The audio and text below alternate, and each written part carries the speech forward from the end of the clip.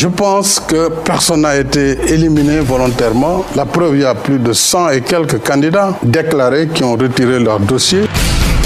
du lu ñuy laam-laame candidature boobu dina am inshallah parce que candidature du Khalifa Sall lépp mët na. Je sais que ma famille a été choquée. Je sais que mes amis ont été choqués. Nous constatons ici tous ensemble que sur ces deux plans, le président de la République a échoué. On n'en attendait pas plus, évidemment, d'un gouvernement dirigé par un lion qui dort et un Premier ministre qui passe tout son temps à danser le maras. Je vous remercie. Pour moi, ñi goré ñu ngi goré ba tay. Amna ñoo xamné sen carte 10 000 yobbu ko 20 000 yobbu. Sama gaay 2012 ba légui élection bu ñu dem ñu gagné len. Donc faaw ñu xaxar. Nous ne sommes pas le peuple, nous sommes une partie de ce peuple. Ce peuple est dehors, ce peuple manifeste, ce peuple est en colère. Vous ne les avez pas entendus, c'est votre droit. Vous les retrouverez ce soir dans vos foyers. Vous savez, au lendemain de ma défaite, j'ai néanmoins proposé au président Macky Sall de l'aider. Mais je me suis vite aperçu qu'au lieu de se placer dans cette direction, il avait choisi de me combattre. C'est l'échec de cette année de gouvernance qui justifie tout ce que nous sommes en train de vivre actuellement. Nomination rakku président de la République jël xaalis bu toll noonu teg ko ci ay loxoom te Sénégal nekk dëkk bu nga xam ne nii Sénégal yëpp ñoo ko moom loolu dafa tey xel. Asseyez-vous. Merci à tous les auditeurs d'e-Radio et bienvenue dans 219. Le journal de la présidentielle. Devant ce micro, Migui Maram Ndiaye dans l'actualité des candidats à la candidature. Notez cette visite d'Idrissa Seck dans la banlieue dakaroise. Le leader du parti Rewmi a démarré ses activités en perspective de la présidentielle du 24 février 2019. Au même moment, le candidat Ousmane Sonko et le lieutenant de Khalifa Ababacar Sall, Barthélémy Diaz, étaient à Petersen pour rencontrer les commerçants. Une visite improvisée qui a été finalement perturbée par les forces de l'ordre. Notez également le procès de Khalifa Ababacar Sall devant la Cour suprême ce 20 décembre 2018. Le candidat de la coalition Taxawu Sénégal, Khalifa Ababacar Sall, est poursuivi dans l'affaire de la caisse d'avance. Place maintenant au dossier de ce 14e numéro de 219. Pape Alioune Sarr nous parle des candidatures féminines.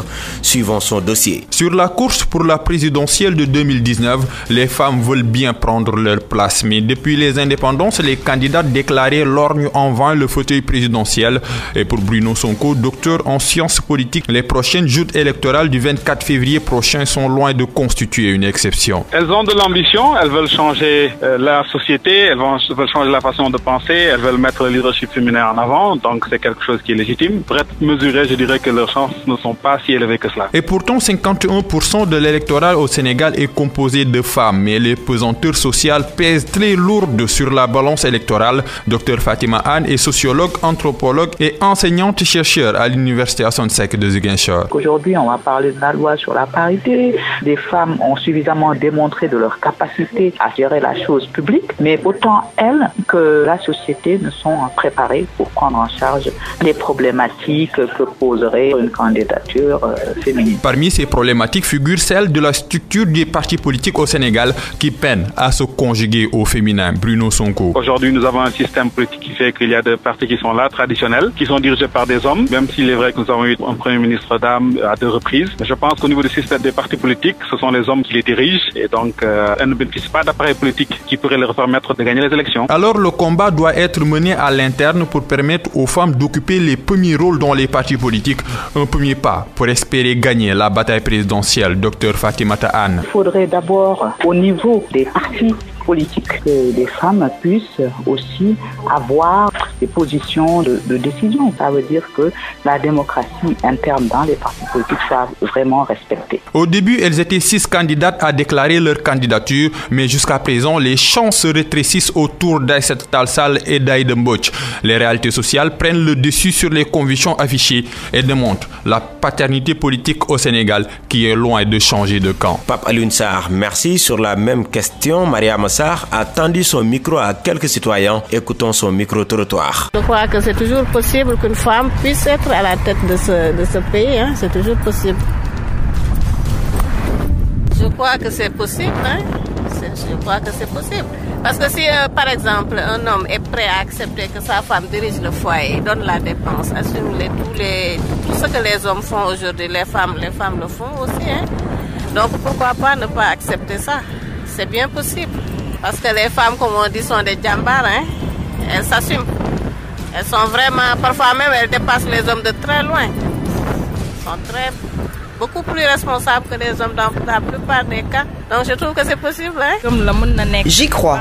Ça peut être car les femmes sénégalaises n'ont rien à envier aux hommes. Personnellement, je crois aux candidats féminins. Des femmes comme Aminata Sall et tant d'autres. C'est vrai que les Sénégalais ne pensent pas aux candidats féminins.